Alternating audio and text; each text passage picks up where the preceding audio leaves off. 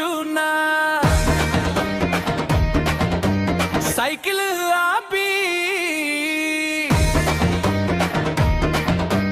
ఇడ్లీ వాసనలో జీవితం గుర్తొచ్చింది